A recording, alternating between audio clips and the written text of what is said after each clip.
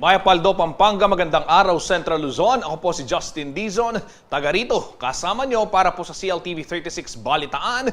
Atin to, Kabalen, Karehiyon.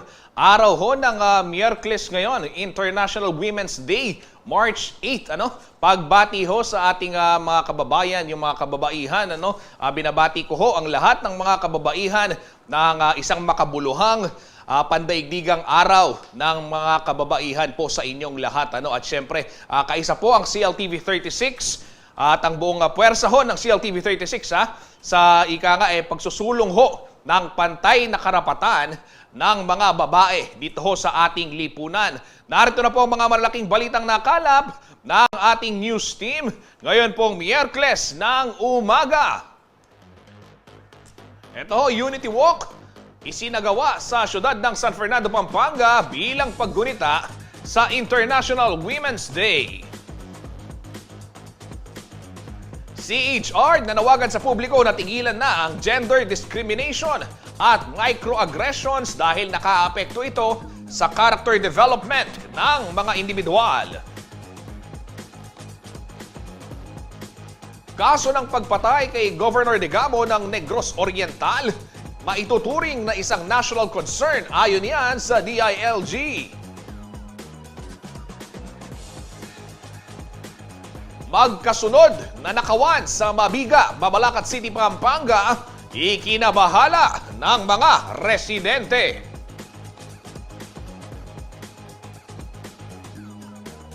At hand washing facilities handog po ng City of San Fernando Water District sa kanilang 46th anniversary.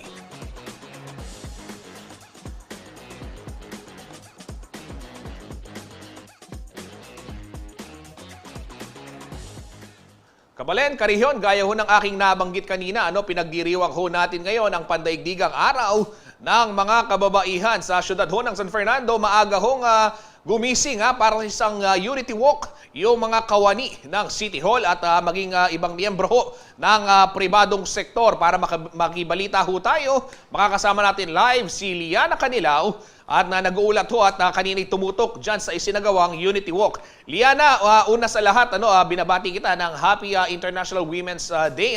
At kumusta itong naging Unity Walk aktibidad dyan sa may syudad ng San Fernando, Pampanga? Magandang umaga sa inyo dyan, kasamang Justin, at syempre sa ating mga taga-subaybay. At nais ko lamang batiin din ng mga kapwa ko babae na isang mapagpala at masayang isang masayang International Women's Day. So, kanina, kagaya nga ng sinabi mo, maaga tayo nagtungo sa Pampanga High School Boulevard kung saan sumalubong sa atin ang 300 mga individual mula sa iba't ibang barangay sa San Fernando at sa Tagulod, sa barangay Tagulod naman, nandoon nakapila o nakapwesto ang 300 pang empleyado naman ng city government. So, ito ang aktibidad na yon, ang Unity Walk na ginanap ng city government ay bilang bahagi ng paggunita ng Women's Month. So, layo ng nasabing aktibidad na bigyang pagkilala ang kontribusyon ng mga kababaihan sa ating lipunan at syempre, gayon din ang pagtugon sa mga pangangailangan ng kababaihan. At ang tema nga ng selebrasyon ngayong taon ay Fernandina, kayagape ka, kayabe ka. At gaya ng sinabi ni L.A. Figueroa, ang officer ng GAD o GAD, ang Gender and Development ng City of San Fernando, Pampanga, iba't ibang asosasyon o grupo mula sa mga barangay ng City of San Fernando, Pampanga ang nagsama-sama at nakiisa sa Unity Walk na ginanap na ng City Government. At nandun din ang Federasyon ng mga Kababaihang Fernandina at syempre nakiisa din ang iba't ibang ahensya ng gobyerno. Dumalo ang DTI, DOST, DOLE, Soroptimist, TESDA, DepEd. Nandiyan din ang BSP, ang MSGC. Syempre tayo bilang kabahagi sa paggunita ng National Women's Month ay nagtungo din tayo doon. Ang City of San Fernando Water District, ang mga solo parents at mga kalipi. Pagkatapos ng Unity Walk kasamang Justin, nagkaroon din ng Zumba kung saan 10 representatives or mula sa 10 barangay ang nagpakitang gilas. Liana, eto maraming dumalo dito sa naging activity at nakita natin yung suporta at syempre yung kaisahan ng mga sektor ng kababaihan sa siyudad ng San Fernando upang ipagdiwang nga itong International Women's Day. Pero maliban dun sa tema, maliban dun dito sa aktibidad na to, ano yung mga pangunahing programa na isinusulong daw ng City Government ng San Fernando para sa ganon magkaroon ng mas maayos na kapakanan yung mga kababaihan, dahil alam naman natin mahaba-haba pa yung laban ng sektor ng kababaihan at syempre ngayon ibinabandera nga nitong City of San Fernando na meron silang isang babaeng alkalde, kauna-unahan sa kasaysayan si Mayor Vilma Caluwag. Ano yung mga aasahan sa kanyang administrasyon upang mas mai-advance yung interest ng women's sector? Alam mo, kasamang Justin, kanina nakapanayam natin yung presidente ng Solo Parents Association sa Ciudad San Fernando at masaya sila, lalo na sila mga solo parents na ngayong taon daw, particular na ngayong administrasyon ni Mayor Vilma Caluwag, nagkaroon sila ng avenue para makiisa at maipahayag ang kanilang mga saloobin bilang mga kababaihan at bilang membro ng Solo Parents Organization. At kagaya nga ng nasabi niya, sa lahat daw ng aktibidad, mga livelihood programs, at mga conference, mga forum, isinasama daw silang mga solo parents. So, doon pa lamang parang masaya na sila na nabibigyan sila ng pagkakataon na makibahagi sa mga programa ng city government. At hayaan mo akong kasamang Justin na sabihin ng iba pang mga inihandang aktibidad ng city government sa pangunguna ni Mayor Vilma Caluwag, kagaya nga na sinabi mo, ang kauna-unahang babaeng alkalde ng syudad. So, bukod dun sa Unity Walk kaninang umaga, ang ilan pa sa maaring abangan ay ang dental and medical booth, pampering services, training sa cassava processing na kung saan pwede itong gawing livelihood ng mga kababaihang Fernandina. And nandyan din ang cervical cancer awareness and screening, colon cancer forum and screening. At magkakaroon din ng Women's Summit at production exhibit sa mga susunod na araw at tiyak na susubaybayan natin ang mga yan kasamang Justin. Kaya napakaganda ng nabanggit mo, Liana. Alam mo, panawagan talaga yung inclusivity, yung pakikibahagi at syempre yung pagkilala ng lipunan doon sa mahalagang papel na ginagampanan ng mga kababaihan dito sa ating kapaligiran, sa ating lipunan, dahil importante yung marinig yung kanilang boses, marinig marinig yung kanilang mga sasabihin, yung kanilang opinion at dapat kilalanin yan. Liana, maitanong ko lang, maiba ako, nandiyan ka ngayon sa Holy Angel University, kung kailan pinagdiriwang naman yung Founders Day, batiin muna natin syempre yung mga kaibigan natin sa Holy Angel University ng Happy Founders Day. At ano ba yung mga aabangan naman nating selebrasyon dyan sa Holy Angel University? Gaya nga sabi mo, kasama Justin, nandito tayo ngayon sa Holy Angel at nasa tapat tayo ng teatro ng Holy Angel. At kanina lamang isang misa ang idinaos bilang bahagi na pagunita ng 90th founding anniversary ng Holy Angel University. At maya-maya lamang kasamang Justin, papasok na tayo upang saksihan naman ang pagbibigay pugay sa 6 na outstanding achievers dito sa particular na dito sa Pampanga at sa Angeles City. At hayaan mo akong sabihin sila kasama Justin. Nandyan si Rodora Angela Ferrer, si Ginoong Eusebio Dizon, si Ginoong John De Leon, si Ginoong Mondovid na outstanding cultural awardee, si Ginoong Francisco Adviento at si Ginoong Ramon Tuazon. So maya-maya lamang masasaksihan natin ang pagbibigay parangal sa kanila at pagbibigay pugay kasama Justin. Salamat, Liana Canilaw, at aabangan namin yung karagdagang detalye naman kaugnay nga nitong pagdiriwang naman ng Holy Angel University ng kanilang founding anniversary. Pagbati rin doon sa lahat ng mga tatanggap ng award, lalong-lalo na sa aking kaibigan na si Professor Ramon Tuazon. Ayan.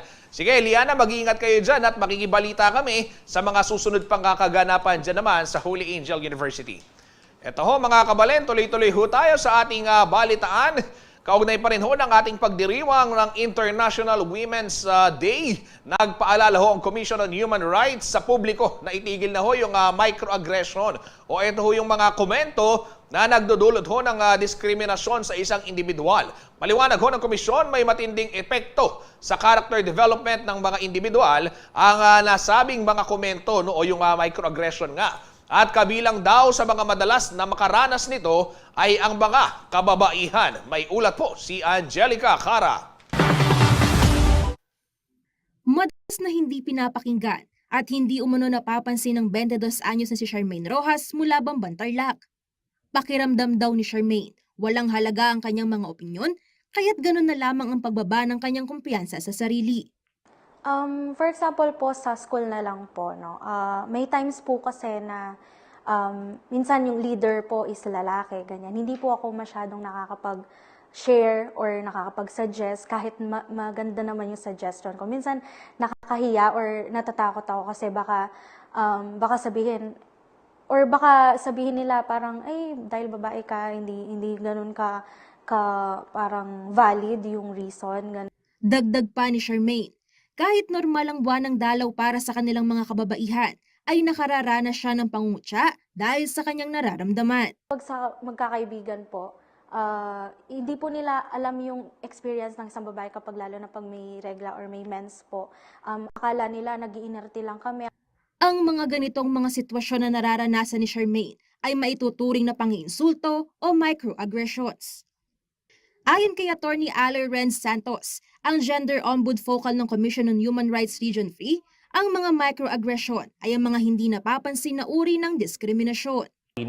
So pag sinabing microaggression, ito yung uri ng mga komento o mga behavior na kung saan yung isang tao ay sinasubject sa isang pagtatangi o diskriminasyon batay sa kanilang kinabibilangang sektor. At kadalasan ng mga sektor na ito ay nabibilang sa disadvantaged, marginalized, at vulnerable sectors. Dahil ang babae, ay sinasabi natin na kabilang ito sa sektor na ito, sa mga sektor na ito, karaniwan yung mga babae ay nasa subject sa ganitong uri ng mga komento. Paliwanag ng eksperto, bagamat hindi tama ay nakasanayan na raw ang ganitong uri ng panghahamak sa kababaihan. Karaniwan umanong nakikita ang microaggression sa mga paaralan, opisina o kahit sa kalsada. So halimbawa, pag tayo ay nasa lansangan, nagmamaneho, at merong isang sasakyan na hindi makapag-U-turn ng maayos, tapos sasabihin natin, babae kasi yung driver. So ito yung uri ng microaggression, na pinupunto natin yung kahinaan o yung isang bagay na dahil inuugnay natin yung kahinaan ng isang tao doon sa nangyayaring pangyayari. So isa pang halimbawa, kunyari ay nasa meeting ang mga empleyado, tapos merong suggestion yung isang babae at may nag-comment, hindi namin nakalain na maiisip mo yan, dahil siya ay isang babae. Malaki naman na nagiging epekto nito sa character development ng isang babae kung ito ay araw-araw nilang naririnig at nararanasan. Takot sila doon sa spotlight, takot doon sila sa limelight kasi baka makarinig sila ng mga komento na mas magbababa sa kanilang nararamdaman bilang isang babae. At panghuli, nagdudulot ang microaggressions ng hindi pagiging produktibo, hindi lamang ng society na kinabibilangan nila, kundi ng buong mamamayan, ng buong komunidad. Kasi kapag merong ganitong mga komento o behavior, ganitong mga microaggressions, hindi tuloy yung may kakayanan, yung magaling naman talaga, hindi tuloy nagiging produktibo dahil takot sila makarinig ng mga ganito. Samantala, patuloy daw ang pakikipagtulungan ng CHR Region 3 sa iba't ibang ahensya para imulat ang kaisipan ng maraming tao tungkol sa ganitong mga pangbabastos at pangmamaliit sa mga kababaihan. Makatutulong umano sa pagsusulong ng pantay na karapatan ng kababaihan kung maraming mamamayan ang makakaunawa at titigil sa maling gawain ito. Ako si Angelica Cara, taga rito, kasama nyo para sa CLTV 36 News, atin to. Ito naman ho mga kabalen, Women's Month man o hindi ay patuloy hong ang isinasagawang programa ng City of San Fernando Water District na nakatuon ho sa kapakanan ng mga kababaihan. Ano-ano nga ba ang mga ito? Alamin ho natin sa ulat ni Liana Canilao. March 1988 nang pirmahan ni dating Pangulong Corazon Cory Aquino ang Presidential Proclamation No. 227 na nagdedeklara sa buwan ng Marso bilang Women's Role in History Month. Layo nitong magbigay daan sa paggunita at pagkilala sa kontribusyon ng mga Pinay sa ating lipunan. At sa pagbibigay pugay sa mga kababaihan, isa ang City of San Fernando Water District sa patuloy na tumitindig at nakikiisa. Sa Setyembre ng nakaraang taon, inilunsad ng CSFWD ang Fernandina Water Refilling Station, isang sustainable livelihood program sa Northville 1, Barangay Calulod, Ciudad San Fernando. Kaya nga ngayon, ginaguide natin sila kung paano i-operate yung water station, refilling station. So until now, ginaguide pa rin natin sila kung paano yung pagpapalakad, paano yung maintenance, paano yung operation. So tingin ko naman natutuwa naman sila at nandyan tayo lagi upang magbigay serbisyo sa kanila. At ngayong Women's Month, bilang bahagi na rin ng Gender and Development Program ng CSFWD, proyektong pangkalusugan at kalinisan ang kanilang isinusulong. Sa celebration ng Women's Month, ini-emphasize namin ngayon yung program WASH, no?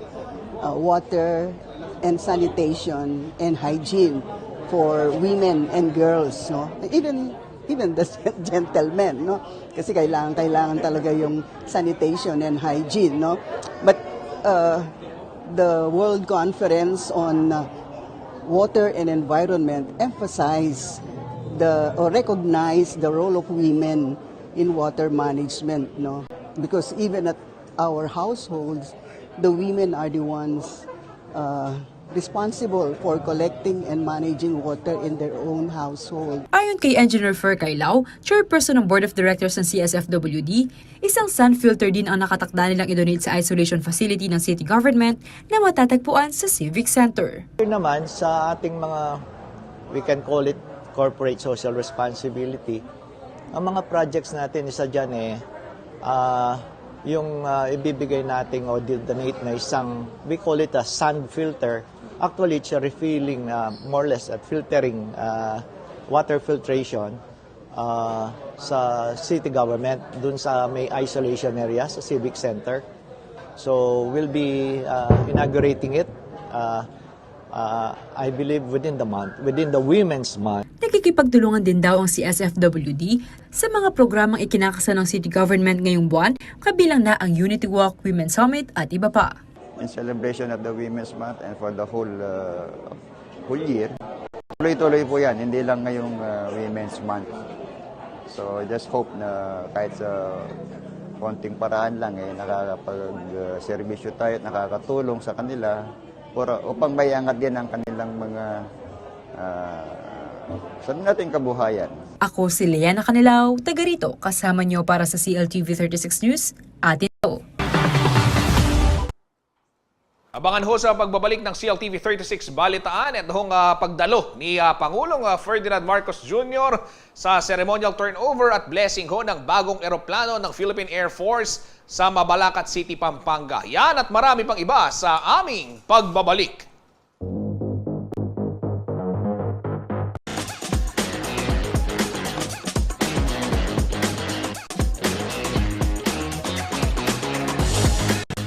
Nagbabalik po ang CLTV 36 Balitaan. Kabalen, Karihiyon, personal hong dumalo sa ceremonial turnover at blessing ng bagong eroplano ng Philippine Air Force sa Mabalacat City, Pampanga, si Pangulong Ferdinand Marcos Jr. Ayon ho sa Pangulo, makatutulong sa pagpapaigting ng seguridad ng bansa ang bagong air asset. Nangako rin ho ang Pangulo na ipagpapatuloy ho ng kanyang administrasyon. Ito ho ang Military Modernization Program. Si Marco Galang ang may detalye ng balitang yan.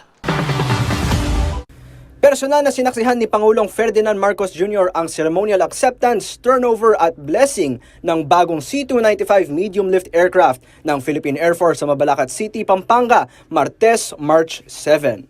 Nagkaroon din ng capability demonstration flight ang FA-50PH ng PAF. Sa kanyang talumpati, binati ng Pangulo ang Philippine Air Force para sa bagong air asset.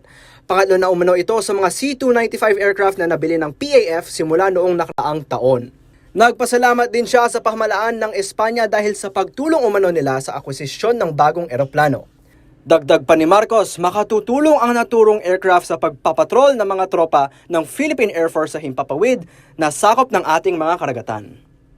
Our country's archipelagic nature and geostrategic location is both a blessing and a challenge. As much as our maritime environment provides us with much needed resources, it also requires us to constantly adapt to become more mobile and agile. To this end, our FA-50 fighter jets shall improve our maritime patrol capability, aid our Air Force in monitoring the developments within the Philippines' exclusive economic zone, and provide close air support to our combat troops. Ayon pa sa Pangulo, maaari rin umano itong magamit sa panahon ng mga kalamidad at sakuna.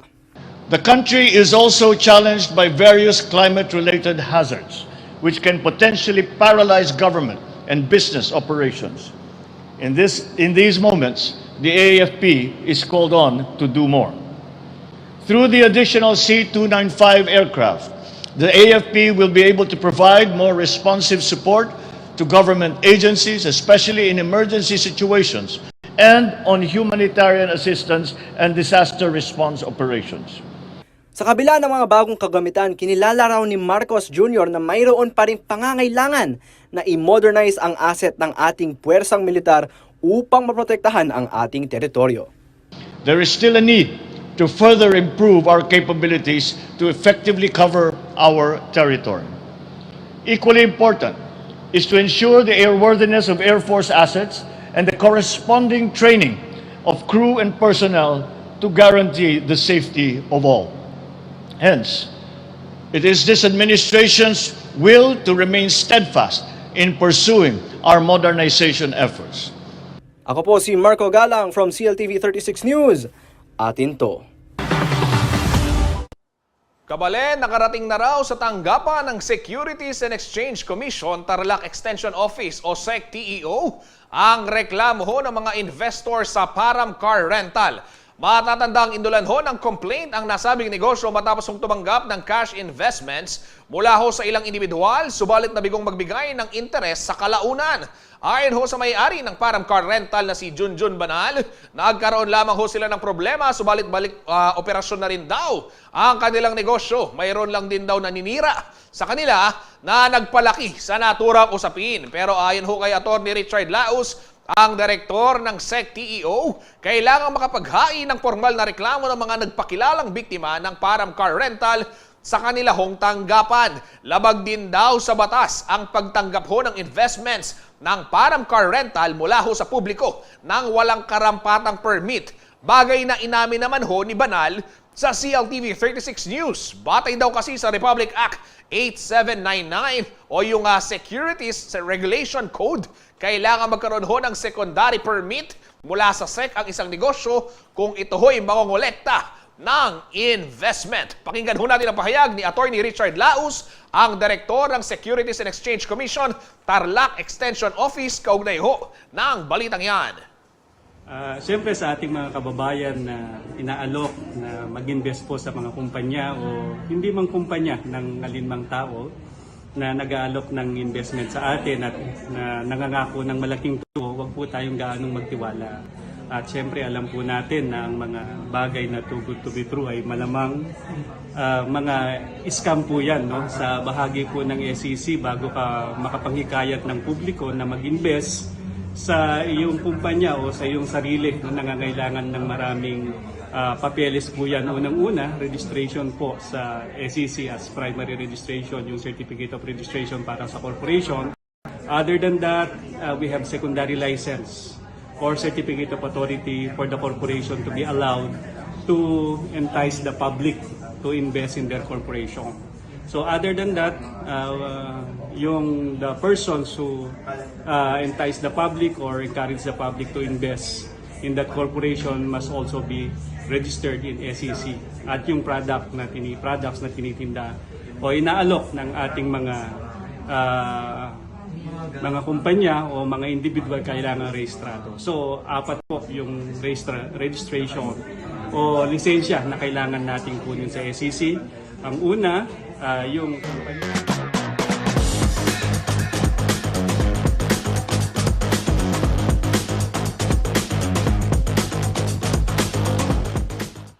Sa ibahong balita, patuloy na pinaiimbestigahan ng DILG ang pagpaslang kay Negros Oriental Governor Roel Digamo, gayon din ho ang iba pang kaso ng political killing sa bansa. At dahil sa patuloy ho na pagtaas ng bilang ng mga pagpatay sa mga lokal na opisyal ng pamahalaan, hinimok na rin ho ni Senadora Risa Ontiveros ang kanyang mga kapwa mambabatas na siyasatin ho ang mga pangyayari. May detalye ho ng balitang yan si Liana Canilao. March 4 na lumabas ang balita ukol sa pagpatay kay Negros Oriental Governor Roel Digamo habang nakikipag-usap sa kanyang mga nasasakupan sa tapat ng kanyang bahay sa bayan ng Pamplona. Maliban kay Digamo, 8 pang individual ang nasawi, habang 17 ang sugatan matapos magpaulan ng bala ang mga lalaking nakasuot ng military fatigues na hinihinalang miyembro ng organized crime group. Labis na ikinabahala naman ng Department of the Interior and Local Government ang naturang insidente ng karahasan. May tuturing daw itong national concern ayon kay Undersecretary Margarita Gutierrez. Actually, nalulungkot po kami sa nangyari po kay Governor Digamo, pero nagagalit din po kami na nangyari. Patuloy po yung mga meetings po with PNPs, and we're also involving na rin po kasi the AFP and other agencies that are tasked po for on the national security. We see that this is a national concern na rin po. That's why everyone is getting involved. We will surely get to the bottom of this. Rest assured po na we won't stop working on this until we find out who did this to Governor Digamo. Nauna ng kinundina ni Interior Secretary Benjamin Abalos ang krimen. Hindi umano titigil ang kagawaran hanggat hindi nare-resolba ang kaso, gayon din ang iba pang insidente ng pananambang sa iba pang mga lokal na opisyal. And we're also working rin po yung sa mga previous po, mga naging attempts po, yun din po. So in-intensify na rin po natin ang PNP. That's why we're also partnering up po with other secretaries and agencies involved in national security. Sa Pampanga, ilang kaso na rin ang pagpatay sa mga lokal na opisyal ang naitala nito lamang 2022. January 2022 nang mamatay sa pamamaril ng riding in tandem ang punong barangay ng Santo Niño, Guagua na si Ranier Asban. At matatanda ang April 30 noong nakaraang taon nang tinambangan naman si Alasas Barangay Captain Alvin Mendoza ng Siyudad San Fernando sa Barangay Magliman, Bacolor habang nagmamaneho. Tumatakbo noon bilang konsehal ng siyudad ang napaslang na kapitan. At Disyembre ng parehong taon nang binaril sa ulo si Kapitan Jesus Liang ng Santo Rosario, Siyudad San Fernando habang naglalakad sa kahabaan ng Abad Santos Street sa poblasyon. Kabilang sa tinitingnang anggulo ng kapulisan sa likod ng pamamaril sa 63 anyos na kapitan ay ang kanyang mahigpit na pagpapatupad ng mga batas pangkaayusan sa palengke na kanyang nasasakupan. Samantala, inihain naman ni Senator Risa Hontiveros ang Senate Resolution No. 518 na humihimok sa Senado na magsagawa ng investigasyon sa mga political killings sa bansa. Ako si Liana Canilao, taga rito kasama niyo para sa CLTV 36 News, atin to. Abangan ho sa pagbabalik ng CLTV 36 Balitaan, isa hong magnanakaw na huli ng CCTV camera dyan ho sa lungsod ng Mabalacat. Yan at marami pang iba sa aming pagbabalik.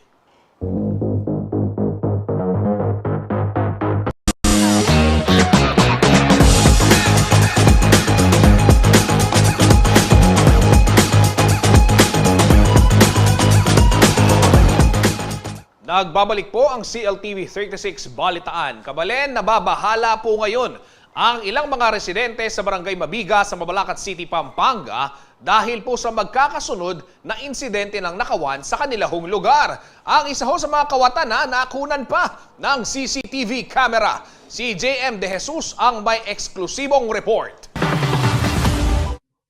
Makikita sa CCTV footage na ito ang isang lalaki na palakad-lakad sa ikalawang palapag ng isang commercial building.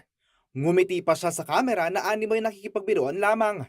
Maya-maya pa ay lumapit ang lalaki sa isang window-type air conditioning unit at saka niya ito inugyog at sinubukang baklasin. Nang may mapadaan sa tapat ng gusali, ay tumigil siya sa kanyang ginagawa at nagtago. Kuha ang videong ito sa Barangay Mabiga, Mabalacat City, Pampanga noong March 3. Kwento ni alias Carlo, manager ng pizza parlor sa naturang gusali, kinabukasan ay lumapit sa kanya ang may-ari ng katabing shop upang reviewin ang CCTV footage. Napansin daw kasi niya na tila nagalaw ang aircon sa kanyang pwesto. Dito'y napag-alaman din ni alias Carlo na nawalan siya ng 30 kilo ng patatas. Ay tapong kaya kami penako niya mo po itapong metong nga 30 kilos sa patatas niya mo po itang limpot na kaya kami uning po may kalog katang stall mi. Ito mo po itapong dadala na katang CCTV ya mo kung ikuano. Hindi naman maitago ni alias Carlo ang kanyang sama ng loob sa pangyayari, lalo't hindi raw ganun kadali para sa kanila ang pagnenegosyo. Nanakawan na rin daw sila noong Nobyembre na nakaraang taon, kaya nagdesisyon na sila maglagay ng CCTV camera at ipasemento ang siwang sa kanilang shop na pinasukan ng kawatan. O syempre po, ganda pong reaksyon mi mukha kami at saka syempre may soragi po uning obot naman pa itang obot pa naman po itang gawa no. Lumbaga syempre kami mag-business kami lalaban kay patas. Dapat baka mo rin yung gagawan doon. Dahil naman po paraan para manikwa ka pera no pera yung kakayan mo Pwede na mo po mag-obre Ito mo pa yung kakayan mo Sa pag-iikot ng CLTV 36 News sa lugar, aming napag-alaman na nilooban din pala ang dalawang apartment unit na nasa likod mismo na naturang commercial building nitong March 4, isang araw matapos na nakawan sa pizza parlor. Kwento ni Nanay Laura, di niya tunay na pangalan, mag-aalas 2 din na madaling araw nang sila ay looban ng kawatan. Kinukuha ko yung cellphone sa apo ko dahil ginagamit niya. Sabi niya, nilagay ko na doon, sabi niya, doon sa ibabaw ng Tupperware.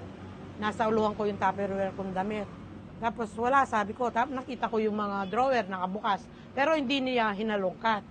Tapos sabi ko, wala yung cellphone ko. Ay, nakita ko yung pinto, nakaawang ng konti. Yun nga, pinasok na kami. Nagsindi kami ng ilaw. Tapos tumawag yung sa kabila, sabi niya, Nay, nilooban po kami. Sabi niya, Bukod sa cellphone ay nawalan din sila Nanay Laura ng 2,000 piso na nasa drawer. Maging ang kanilang katabing apartment, hindi raw nakaligtas. 2 cellphone, 2 tablet, isang laptop na pang online class niya. O yun, tsaka yung wallet niyang pure ID, nawawala lahat. Hindi naman daw matiyak ni Nanay Laura kung ang lalaki nahagip sa CCTV camera sa tabing gusali ay ang parehong kawatan na nagnakaw sa kanilang tahanan. Pero isa lang daw ang tiyak, hirap na umano silang matulog ngayon dahil sa takot na nararamdaman. Kasi baka konting kaluskus lang sa bubong. Siyempre, na-alerto kami, pati yung manugang ko, yung apo ko. Ayon kay Mabiga Barangay Captain Elmer Calaguas, mag-iikot-ikot na ang kanilang mga tanod sa mga lugar na nagkaroon ng nakawan. Kakausapin din daw nila mga biktima upang tulungan silang paigtingin ang seguridad sa kanilang mga kabahayan. Kung mayroon man umuno nakakakilala sa sospek ay maaaring tumungo sa barangay hall ng Mabiga upang mabigyan ng aksyon. Ayon kay Police Colonel Sibunga, patuloy ang investigasyon ng PNP Mabalacat upang matunton ang kawatan na nakuna ng CCTV camera sa niloobang gusali. Ako si JM De Jesus, taga rito, kasama nyo para sa CLTV 36 News. Atin to.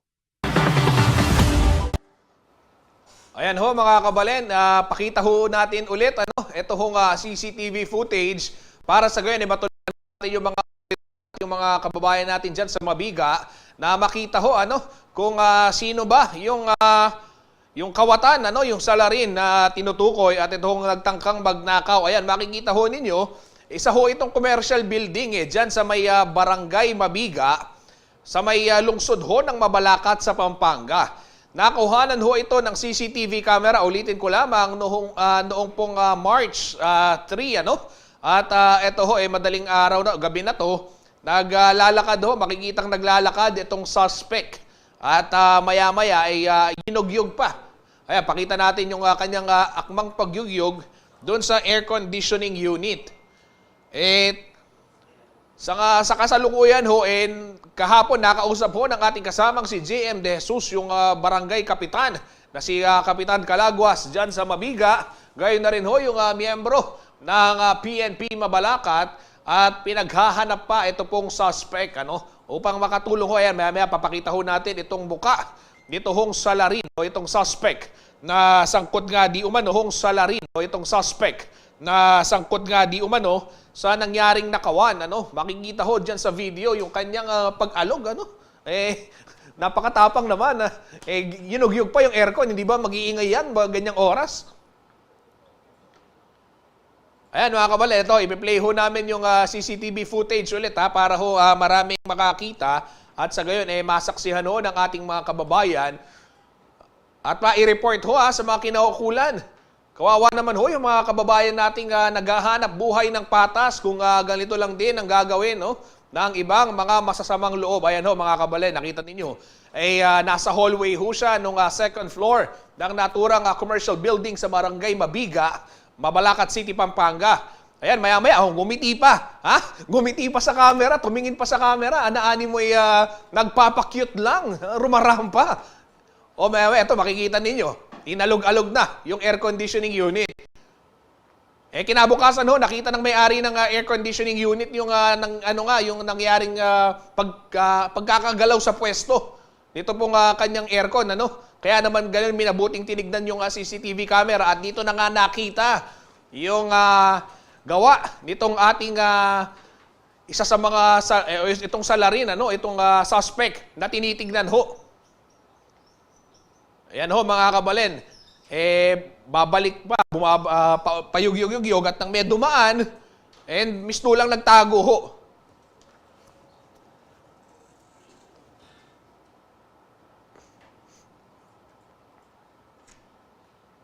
Yan, sige mga kabalen, ito po yung aming ipopost din sa ating social media account upang sa gayon ho ay inyong makita, inyong kung inyo pong mamukaan, huwag hong mag-atubiling ipagbigay alam ho sa barangay hall ng Barangay Mabiga, Mabalacat City, Pampanga o di kaya naman ho sa mga kapulisan upang sa gayon ay magawan ho nila ng aksyon. Kung meron ho kayong mga kaparehong balita, o di kaya naman mga pangyayari sa inyong lugar, itong mga nakawan na nakuhanan po ng mga CCTV footage, ay mangyaring ipadala lamang ho sa aming page at CLTV36 Official and at CLTV36 News upang makatulong ho kami sa paghahanap nitong mga suspect na sangkot ho sa mga karumal-dumal at mga kalokohan sa ating komunidad. Ika nga, may papagbante, tamo po kabalen, saub-saub tamo po bang makanita, maging ligtas ho yung ating lugar. Samantala, dumako naman ho tayo dito ho sa ibang balita. Isang agreement ho ang pinirmahan ng Securities and Exchange Commission at ang inyo pong lingkod, CLTV36, para ho higit na mapatibay yung pagpapakalat ho ng impormasyon kaugnay naman ng mabuting pamamahala sa investments at korporasyon. Tutukan ho natin ang balitang ito. Upang pagtibay ng information dissemination at mga anunsyo na kailangan malaman ng ating mga karehiyon hinggil sa pagpaparehistro at pangangasiwa ng mga korporasyon at investments, nagkaroon ng kasunduan ng Securities and Exchange Commission o SEC Tarlac Extension Office at ang inyong lingkod na istasyon, CLTV36. Sa isinagawang Memorandum of Agreement signing nitong Martes, March 7, 2023, sinabi ni Attorney Richard Laus, ang Director ng SEC Tarlac Extension Office, matagal ng katambal ng kanilang ahensyang CLTV36 at malaki na ang naitulong nito sa kanilang misyon para sa pag-promote ng good corporate governance. Napakahalaga ng collaboration na to sapagkat sa pamagitan ng ating collaboration na ipapahayag natin at na ipaparating sa ating mga nasasakupan, hindi lamang dito sa mga nasa sentro ng ating lipunan, kung hindi pati na rin sa mga malalayong puok, yung mga far-flung areas na tinatawag natin, na ibabahagi natin yung serbisyong ito sa pamamagitan ng ating channel at ng ating TV network na ito. Itinuturing umuno ng SEC Tarlac Extension Office na isang tagumpay ang napipintong kolaborasyon sa nangungunang istasyon sa Central Luzon. Isang tagumpay sa bahagi ng SEC ang magkaroon ng Memorandum of Agreement sa ating CLTV36 na leading TV network na dito sa atin. So sa ating mga kampanya sa SEC ay katuwang at katulong natin ang CLTV36 upang ipahatid ang mga mensahe ng SEC sa ating mga nasasakupan sa mamamayang Pilipino. Kaya tinuturing ng SEC na malaking tagumpay ang pagkikipagkasundo bilang isang partner agency ng SEC ang CLTV36. Ginawaran din ng SEC ang CLTV36 ng isang award of recognition sa walang humpay na suporta na ipinakita ng istasyon sa kanilang tanggapan. Nagpasalamat naman ang Vice President at Deputy General Manager ng CLTV 36 na si Billy San Juan sa tiwala na ibinigay ng SEC. Nakikita lang dito na ang CLTV 36 ay isang maaasahang media organization na tumatayo talaga para sa interes ng mga mamamayan at katulong ng mga ahensya ng gobyerno para sa pagsiserbisyo at mas mapabuti ang buhay ng mga mamamayan dito sa ating lugar. Asahan naman umuno ng mga taga Central Luzon ang patuloy na paghahatid ng makatotohanang impormasyon ng CLTV 36. Ang CLTV 36 ay nakikita na ang Securities and Exchange Commission ay isang ahensya na nakakatulong sa corporate governance. At kapag maganda ang corporate governance, mas stable ang ekonomiya, mas stable ang mga businesses, walang nadadaya, at syempre, trabaho tuloy-tuloy. So, yun yung nakikita nating tulong natin sa ahensya ng Securities Exchange Commission na makatulong ang CLTV 36 sa information dissemination.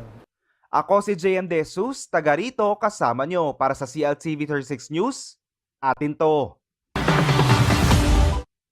Ayan mga kabalen, asahan ho ninyo na patuloy ang inyong lingkod CLTV 36 sa paghahatid po ng makabuluhan at makatotohanang balita at impormasyon para ho sa magabayan kayo sa inyong araw-araw na pagdedesisyon. Sa iba hong balita, kasabay ho ng pagdiwang ng kanilang ika-46 na anibersaryo, 10 hand washing facilities po ang ibinigay ng City of San Fernando Water District sa ilang paaralan at health centers sa syudad ho ng San Fernando, Pampanga. Asahan daw na magpapatuloy ang CSFWD sa pagbibigay ng malinis na tubig sa mga Fernandino. Narito po ang detalye ng balitang yan. Paghahatid ng potable, safe at clean water sa mga Fernandino. Ito umano ang patuloy na gagampanan ng City of San Fernando Water District katuwang ang Prime Water at iba't ibang sektor sa syudad. Ang Water District continue to provide potable water, affordable water, safe water to our concessionaires in the city. Yun, malaking pasalamat na natin.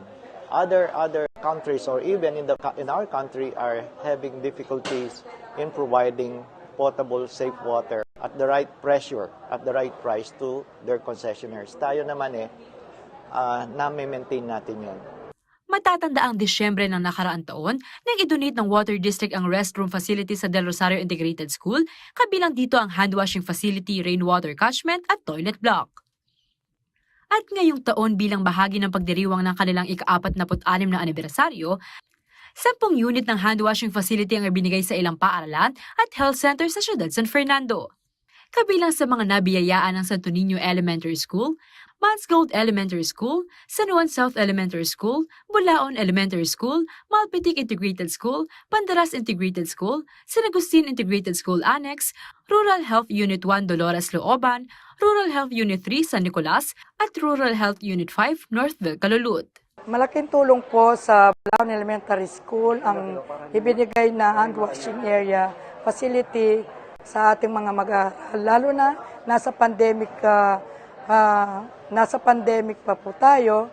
So to make this school na safety, clean, para puligtas ang ating mga mag-aaral sa COVID-19 at iba't ibang mga sakit. Santo Niño Elementary School is very thankful po na ang school namin ay one of the beneficiaries of that hand washing facility.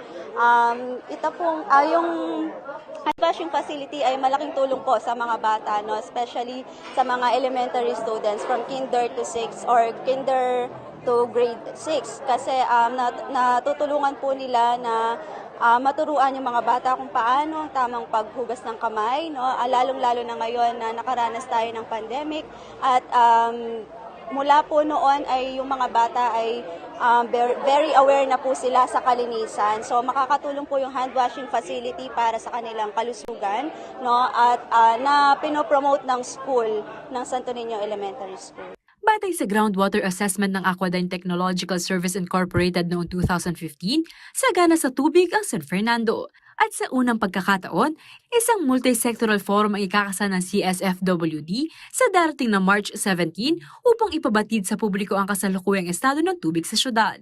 Na we'll be reporting ano na ba ang state of water in the city of San Fernando. Hindi lang yung iniinom When you say state of water, kasama na dito yung rainwater, di ba?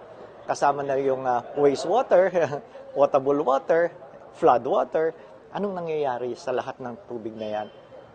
Ano ang importansya nito sa atin bilang mamamayan at in the future sa ating next generation? Gaganapin natin yon. It's a multi-sectoral symposium. We'll be inviting scientists and government officials that regulating water in the country. Ang nasabing symposium ay bahagi pa rin ng selebrasyon ng anibersaryo ng CSFWD. Ako si Liana Canilaw, taga rito, kasama niyo para sa CLTV 36 News, atin to. Mas pinabongga at mas kapanapanabik. Ito ho ngayon ang nasasaksihan ng mga karehiyon natin sa Tarlac at yung mga turista ho na dumadayo sa ikapitong Kanlahi Festival na nagsimula ho nitong Lunes, March 6. Ayon ho kay Arsenio Lugay II, ang Provincial Tourism Chief ng Tarlac, bahagi po yung Kanlahi Festival sa pagdiriwang ng 150th founding anniversary ng lalawigan. Kabilang ho sa mga aktibidad na idinaos sa unang araw ng kapistahan ay ang banal na misa, yung pagbubukas ho ng agri-kultura exhibit at sentro organiko at yung street dancing competition. Magkaroon din ho ng Paralympics, fruit and vegetable decorating contest at ballroom dancing dito pong Martes, March 7. Magkakaroon din ho ng Kanlahi Cooking Contest, Ginoong Kanlahi Cheer Dance Competition, Car Show, Pyro Musical at Music Festival. Tutugtog ho dyan yung bandang parokya ni Edgar. Nakita ko yung post ni Governor Susan Yap. Tatagal daw ang pagdiriwang ng Kanlahi Festival hanggang March 12. Kaya samahan nyo kami dahil marami tayong hinandang mga activities buong linggo. Andyan ang Binibining Kanlahi, trade fairs, food fairs, Zumba dance, meron tayong cheerleading, parada ng mga ibang floats mula sa iba't ibang bayan. Sa Sabado, ang culminating activity natin ay yung napakabonggang pyrotechnical competition. Kaya sundan nyo po ang aking Facebook para malaman kung ano ang ating mga gagawin sa Kanlahi Festival.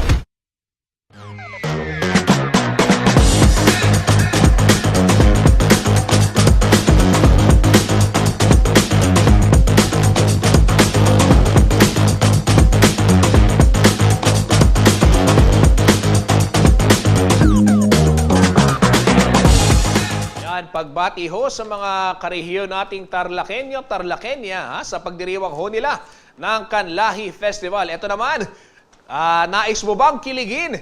Ikaw, Lolo Ray, nais mo bang kiligin? Isang free concert ho kasi yung handog ng Severa Prestige sa Mabalacat, Pampanga bilang bahagi po ng kanilang official launch. At ang mga bigating performers na mga harana ay wala pong iba kundi si Gigi Delana. Kasama ho yung kanyang bandang The Gigi Vibes at si Richard Poon. Tara na't maki-trip-treat at gimmick sa night of musical performance sa ulat na ito.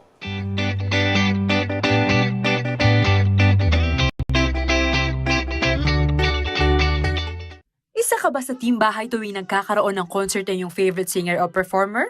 O di kaya na may tamang abang lang sa live streams online? Well, ito na ang chance mo na makapanood ng concert ng live. At ang pinaka-exciting part, ito ay libre lamang. Opisyal na kasing bubuksan ang pinakabagong housing project sa Pampanga, ang The Severa Prestige Mabalacat sa darating na March 17. At kasabay nito isang free concert ang handog ng Severa Mabalacat sa publiko. Sina multi-talented singer and YouTube sensation Gigi Delana at baladi Richard Poon lang naman ang manghaharana at magpapakilig sa entablado ng nasabing kaganapan.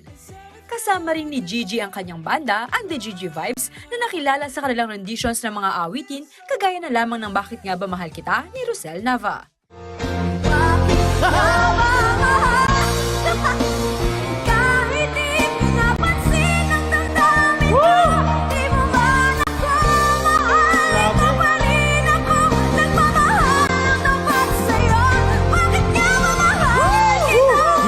Ayain na ang family and friends, makisaya sa gabi ng musical performance. At hindi lang yan, baka maengganyo ka rin mag-avail ng lupa sa Severa Prestige na maaari mong pagtayuan ng iyong dream house. Ako si Liana Canelao, taga rito, kasama niyo para sa CLTV 36 News, atin to.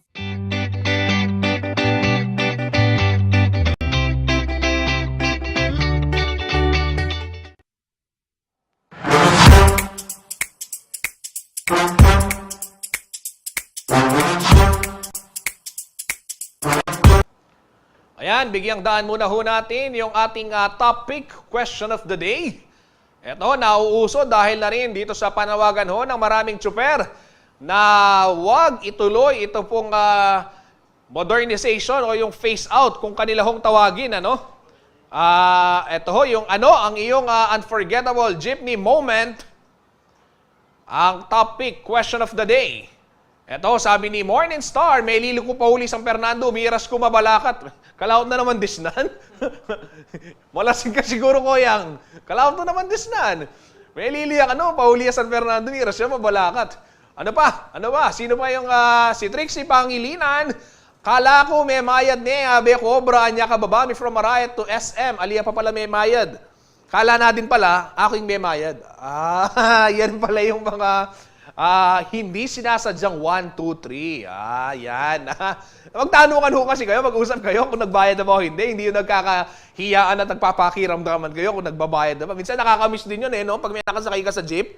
Tapos di mo alam kung bubunot ka na ba o bubunot siya. O bubunot ka o bubunot siya. Ang isa, yan, nagkakalimutan.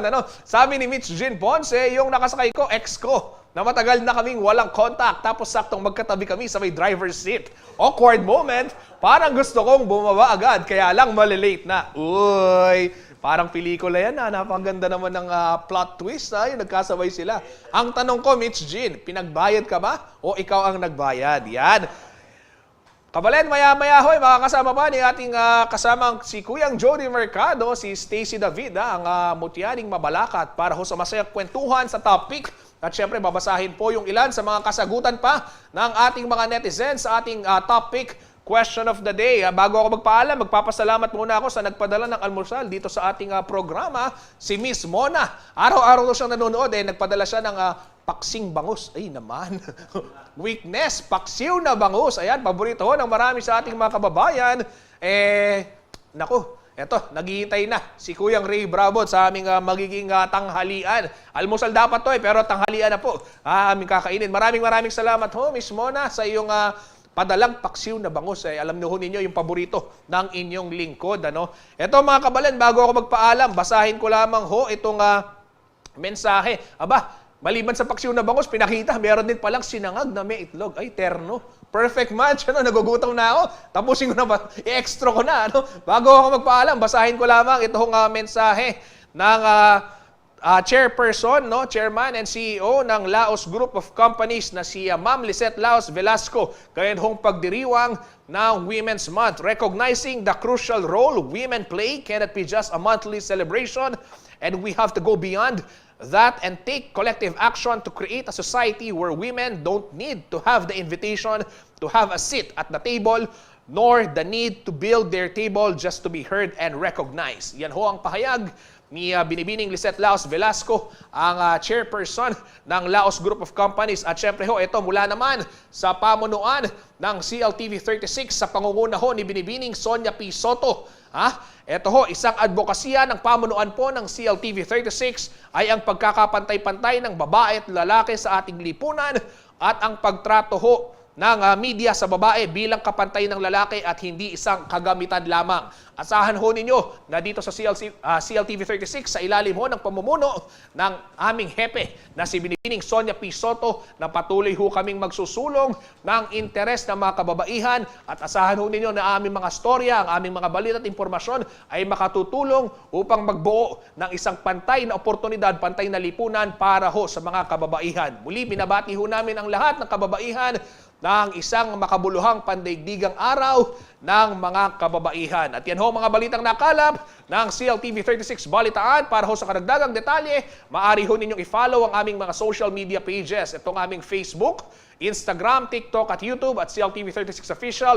Yung ating Twitter naman at CLTV 36 at CLTV 36 News. At pwede rin ho kayong bumisita sa ating website www.cltv36.tv. Nasaan ka man sa bansa, pwede kang manood ng mga programa ng CLTV via Signal Channel 115 at dito naman sa Central Luzon sa ating 39 cable partners at maging sa Free TV Channel 36. Kasama po ang buong puwersa ng CLTV 36 News and Current Affairs. Ako po si Justin Dizon, taga rito, kasama nyo para sa CLTV 36 Balitaan, atin to.